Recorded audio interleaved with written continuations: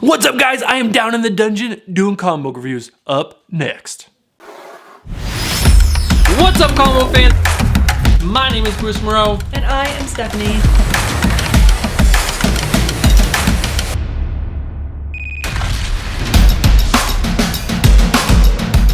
What's up, comic book fans? My name is Bruce Moreau, and welcome to the channel, and welcome to another episode of Comic Book Reviews, my weekly series where I give you my thoughts and my reviews on the comic books that I had delivered. A little change of pace this week. I actually have my comic books delivered to my house this week by Chuck from Cosmic Comics and Games. Chuck, thank you so much. That was amazing of you. These books were a day late. I got these on Thursday, and today is Friday. Hopefully I get this video out today. But yeah, these comic books are the new comic books from March 25th, 2020. And there was some amazing books in this week's haul, guys. There were two standouts above all the rest, but there were some other really great books this week. And this might be my last new comic book day reviews for a while. If you guys did not hear, Diamond Distribution is pausing all shipments, or I shouldn't say pausing, are not shipping out any new comic books for a while. There has been no set date because of the pandemic that is happening right now. So this might be my last new comic book day review for a while, but guys, no, I can't even talk. Guys, don't worry. There will be new content on the channel each week. I will probably move to new trades or some kind of new series. That way I keep bringing you guys new comic book content every single week. So don't worry, new content is coming. All right, guys, let's take 2 seconds and look down. Are you guys subscribed to the channel?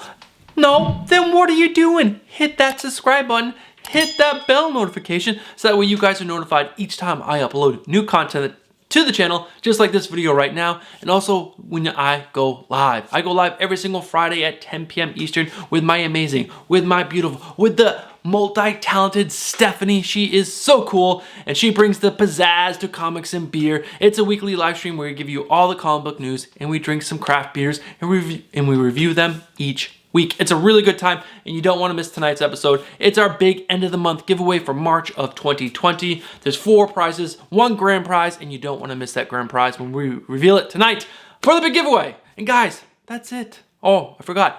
Smash that like button. That's the last thing. All right, guys, let's waste no more time and jump into the reviews. All right, guys, first books up are my DC books, and this first issue is my pick of the week. It is the first book I read this week. I didn't mean for this to happen this way. It was just on the top of my pile, and that book is Batman Curse of the White Knight number 8. This is the final issue of the second arc of Sean Murphy's Batman world. The cool thing is that he has been approved by DC to make a whole universe around this book. He's going to get some writers and some artists to join him and create other books. A Nightwing book, I believe a Batgirl book, and I think there is going to be another book around the Commissioner. I'm not 100% sure, but there are going to be multiple Sean Murphy Batman World books, which is going to be epic. It's going to be incredible, and I can't wait for those books. But let's talk about this book. This book is a home run. First, the art. The art is just gorgeous. It's absolutely gorgeous. He has such a detailed, stylized look to his art. And it just has this unique sharpness and detail to it that is absolutely incredible. I love the art in this book, and the story in this book. Guys, it's so incredible. There is a twist that Sean Murphy started in issue 1 to Batman's past.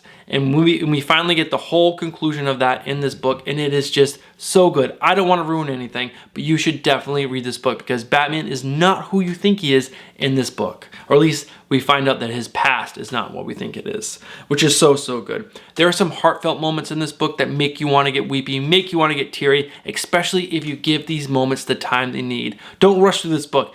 Give it time. Give each panel the moment to sink in and the emotion. Let that emotion work for the story. It's so, so good. There are some really funny moments. There is a one-liner in here that's absolutely incredible. It is when Nightwing says, "Holy biblical flood, Batman," which is a throwback to that 1960s TV show, which is absolutely incredible. I probably say incredible in this review a lot. There's the Harley and Batman. I don't want to say anything anymore, but the Harley and Batman have this unique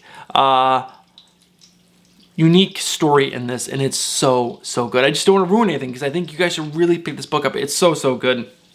And yeah, this is just awesome. The fight between Batman and Azrael is epic. It's awesome. It's exactly what you want from a fight like this. And the ending of this book, so good. So good. We get Jason Todd on the very last page, at least what we think is Jason Todd, and he is not the Jason Todd that we know, because again, this is a alternate universe that is so good. Guys, Batman Curse of the White Knight number 8 is a 9.5 out of 10 in my eyes. This is such an amazing conclusion to the first arc of the Sean Murphy Batman world. Is this a good jumping in point? No, this is a terrible jumping in point, because you need to read White Knight and then read obviously all 7 issues up to this point to really enjoy this story. But this is a must read, a must pick up. Thank you, Sean Murphy, for writing this. This is one of my favorite reads so far of 2020, hands down. Such a good book, must pick up. Let's get on to the next book. All right, guys, up next is Batman Superman number 8. This is written by Joshua Williamson and art by Nick Derington. And the art, guys, in this book is absolutely beautiful. I love Nick Derington's art. There's a certain charm to his art that is absolutely fantastic. It brings like a softness to these characters that are normally dark and like brooding, like the Batman. And it just, I don't know, it just makes me smile when I look at his art. It really is beautiful, and it brings, like I said, a certain amount of lightheartedness to the stories. Overall, this story is okay. You had to really enjoy this story. I think you really need to have read some past Superman issues, because there's a lot going on that they hint to that happened in those that I have no idea what happened. But in this book, we see General Zod trying to resurrect the city of Kandor that was destroyed by some villain in some Superman book. And so he's trying to resurrect all the people that were miniaturized in that city in a Lazarus pit. Of course, and that brings in Ra's al Ghul, and there's just some funny duels, and there's some really good one-liners in there. But overall, this is a kind of silly, lighthearted story that is enjoyable, but compared to what the previous story, which was on The Batman Who Laughs, it was gritty, that was dark, that dealt with a lot of emotion, betrayal and lies and all that stuff. This is much more lighthearted, much more just telling a fun story. I'm excited to get back to the gritty stuff with The Batman Who Laughs, which I hope is coming up soon. But yeah, overall, this is a 6 out of 10. Again, it was mainly because of the silliness of the story, and this is not a good jumping in point because you should have read some of those Superman issues to really get the full depth of the story, and also the previous Batman and Superman issue. But overall, like I said, get this for the art. The Nick Derington art is gorgeous. On to the next. All right, guys, up next we have Detective Comics number 1021. This is written by Peter J. Tasami and art by Brad Walker. And guys, the art is okay. I'm not a huge fan of Brad Walker's art. I do enjoy the way he draws Batman. I like how that he gives the cowl has like these eyes that are whited out. I really enjoy that, and he just draws Batman well. But the way he draws, say, Catwoman, let's see if I can get this to focus. It's just like corny and kind of quirky, and there's like a certain amount of, I don't know, goofiness to some of his art, and I just don't really enjoy that in this book. And overall, the story is just, I don't know, a very predictable hot mess. It's just a regular Two-Face story that you can see everything that's happening. There was a moment in there that I was hoping it was going to turn and do something different, but it's just another Two-Face story, in my opinion. Guys, if you guys disagree with me, let me know down in the comments below. Tell me why you guys are liking Detective. Tell me why I should be liking it, because right now, this book, I'm done. I'm done with Detective Comics until they put on another creative team. I don't really enjoy it. I think it's too predictable, too straightforward, and there's not enough depth and emotion and grit to really grab me. But again, let me know down in the comments below. Am I wrong? Up next, we got Justice League Dark number 21. This is written by Ram V and James Tynion IV and art by Alvaro Martinez Bueno. And the art in this book is absolutely fantastic, guys. Alvaro Martinez just does such beautiful line work. There's just a great amount of detail to all of his stuff, and it's just gorgeous from front to back, and I love the way he drew the characters from the Rot.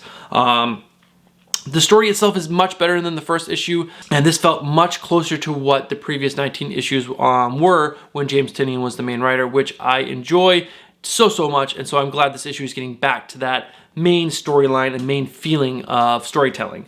And yeah, speaking of storytelling, this is taking a lot, or I shouldn't say a lot, some elements from the Scott Snyder and Jeff Lemire Swamp Thing and Animal Man run, which is really, really cool. I love their whole Parliament of Life stuff in those two books, and I'm glad they're bringing it back in this book. Constantine and Zatanna are hunting down Swamp Thing, and they have to go into the Rot, the realm of the Rot, which is really, really cool.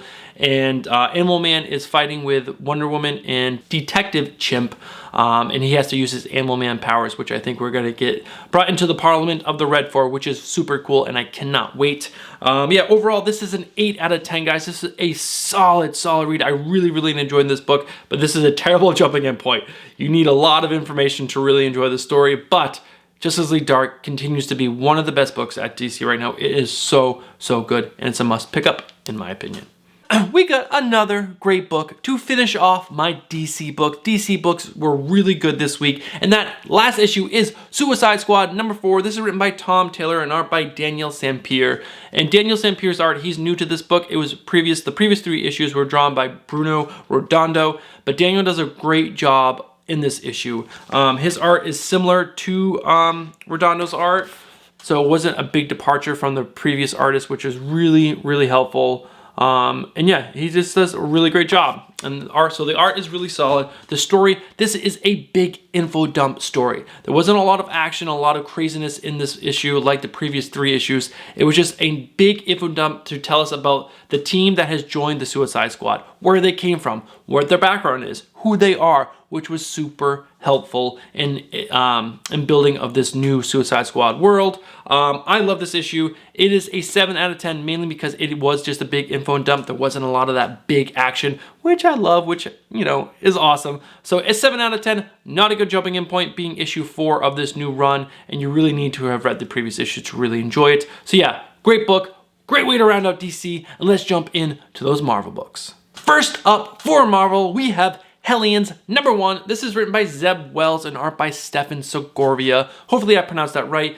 but this was a really fun book. In this issue, the mutants put together all the lowlifes, the dredges of their community, and give them to Sinister to put together a team to do some things that, you know, no other teams will do. Kind of sounds like X-Force, but it's not, because these are the lowlifes. Yeah, so the art in this book was okay. I wasn't a huge fan of Stephen Segovia's art, mainly because I felt some panels looked absolutely beautiful and gorgeous, like these ones. And then later in the book, it seemed to get a little sloppy, a little rushed. I don't know, maybe that's just his style, but some panels were great, some panels were not great, so the art overall was, it was okay. But the story itself was super fun. They did a good job of introducing us to each of these characters, because the only characters I know are Havoc, Psylocke, and Sinister, but the rest of these lowlifes I really don't know little to none about, and so they did a good job of giving us a little information about each one and why they are the lowlifes that they are. So that was really fun.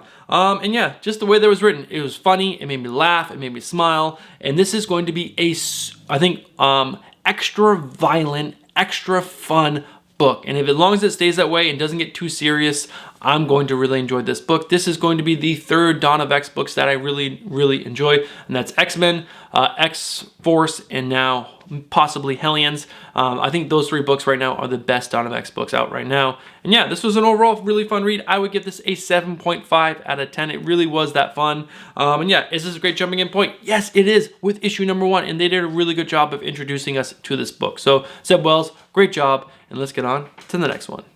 Up next was close to being my pick of the week. This was so close with Batman Curse of the White Knight number 8.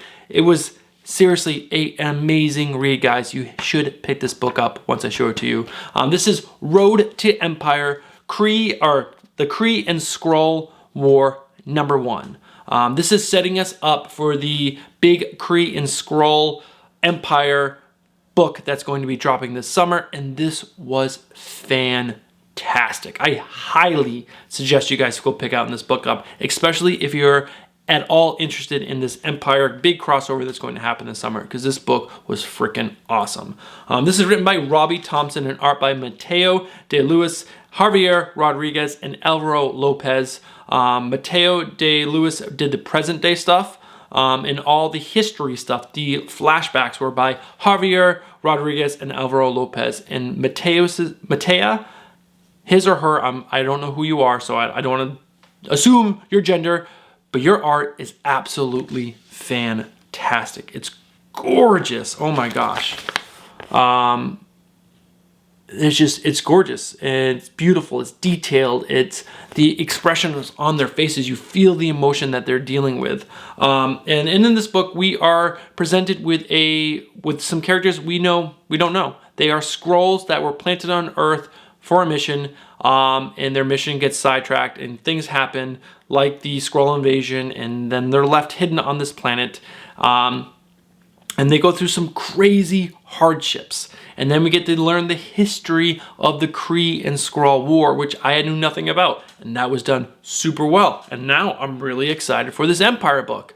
But the emotional weight that Robbie Thompson puts in this book was so great. You really cared for this family right here. And that is what made this story so good.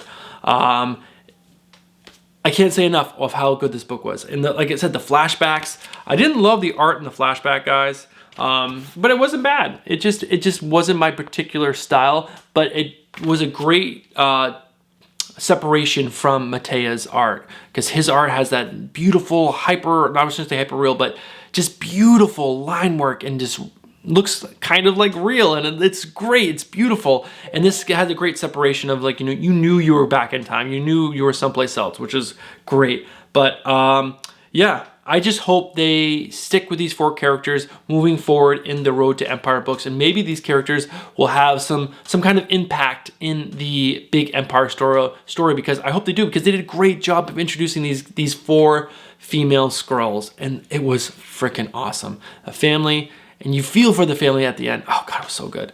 I give this book a 9 out of 10. It was really that good, guys. Pick up this book. I promise it's that good. And this is a great jumping in point. Like I said, if you're gonna read the Empyre crossover this summer, you definitely want to pick up this book. It was so good. Yeah, the rest of the books are good, but man, Batman, Crystal White, and this book were the highlights of the week, guys. Definitely pick these 2 books up. And up next, we have Wolverine #2. This is written by Ben Percy and art by Adam Kubert. And this book was a great follow-up to issue #1. Adam's art is okay. It's not one of my favorite. He's not one of my favorite artists by any means, but he puts a lot of detail into each panel. And if you take your time and actually enjoy each panel, there is some great details that if you're rushing along, you're gonna miss. I'm trying to find this one panel of Jeff Bannister, the FBI agent, and he just, he's got a belly. If you look at his sandals, he walks his own walk. He doesn't follow the FBI norm, and that's who he is. He kind of like a Big Lebowski type character, and he sells it in his artwork, which is absolutely great. I love that. And the story itself continues to be a home run in my eyes. This continues the story from the first issue from #1. If you remember, in issue #1, it was a 2-part story. The first half of the book was one story, the second half of the book was the second story. This follows or continues the first half, which was absolutely great, and I hope they continue this main story in this book. One of the selling points of this book, or this story to me, is Jeff Bannister and the amount of weight they're putting behind this character in this story, and it's absolutely fantastic. I love that a human is one of the main story points of a Wolverine book. It's cool. It's really cool. In this book, we continue to follow the Flower Cartel, which is what Jeff is hunting down, what they're following. It's a great story. We get to meet the Pale Girl, and she's an evil character that works for the Flower Cartel and makes people do crazy things with her psychic powers. So that was really cool. And yeah, I just hope they don't make Jeff a throwaway character. I hope they do something really cool with him down the line, because if they make him just a throwaway character, then I don't know, that'd be a sad beginning to the Wolverine book. So we'll see where that goes. And yeah, I really enjoy the emotional weight that Ben is putting in this book. There is a lot of emotion. There's a lot of things that are heavy topics in this book that are just, I think, really cool. I shouldn't say heavy topics, but heavy topics for characters in this book, especially Jeff Bannister, with his daughter has cancer and is awaiting the petal to save her. So that's just, he has a lot writing on this book, and it's just super, super cool. I give this book an 8 out of 10, and this is not a good jumping in point, being issue 2, and there's a lot of Donovan stuff that you be helpful to have knowledge of that before jumping into this book.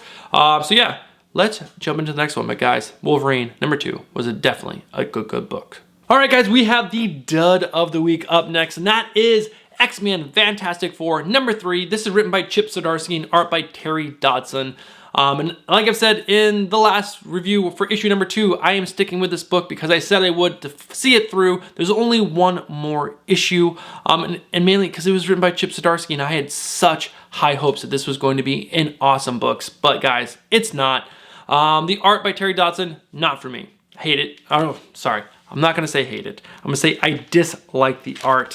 Some of the panels look amazing and look great. And then you flip through a few pages and then the art looks like he stopped caring or he had to work really fast to get that panel done. It just looks sloppy and messy. And guys, that's not what I look for in an X-Men book at all. And the story itself is silly. It's clumsy. It's not good at all. This to me is a throwaway side story of a topic that could have been epic, that could have been awesome, dealing with, Franklin Richards losing his power and going to try to find help, heal his powers when his father basically said he would not help him or didn't have time to help him. And yeah, this is just silly. It's overly violent for no reason. I dislike that. There should be violence for a good reason in these stories, and this is just silly. It's not good.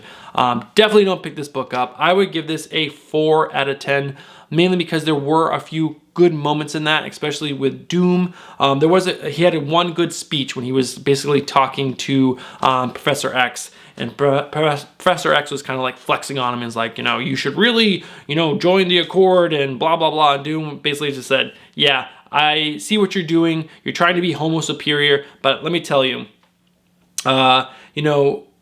being a mutant does not make you greater than any human, especially a human that dedicates his life to diplomacy and the study of culture. And that was just awesome. He kind of just basically threw it in Professor X's faces. It's like, you guys are not any better than us. And I was like, damn.